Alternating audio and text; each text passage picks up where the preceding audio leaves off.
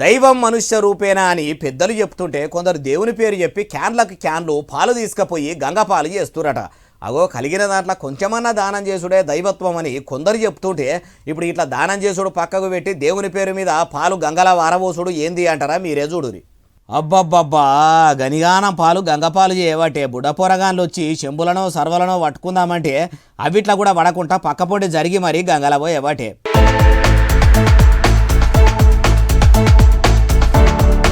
మరి ఎందుకు ఇట్లా వస్తుండంటే ఏమో, ఈ వీడియో ఎప్పుడు తీసిండ్రో ఏమో కానీ ఇంటర్నెట్లో ఇడిచేసరికి గంగమ్మ పరవళ్ళు దొక్కుతున్నట్టే మొత్తం పొట్టు పొట్టు పొరక తిరుగుతున్నదట.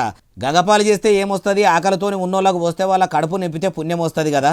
దేవుడు వీలైతే ఆకలి తీర్చుమన్నాడు కానీ ఆకలితోని అలమటిస్తున్నోళ్ళను పట్టించుకోక ఉండుమనలేదు కదా అని ఇట్లా తీరు కామెంట్లు పెట్టుకుంటా వీడియోను సోషల్ మీడియాలో పొట్టు దింపుతున్నారట. మన బాలన్న ముచ్చట్లు చూస్తున్నోళ్ళు కూడా చూసి ఏమంటారో కామెంట్లలో పెట్టుండ్రు అంటుర్రు ఈ ముచ్చటిన్నోళ్ళు.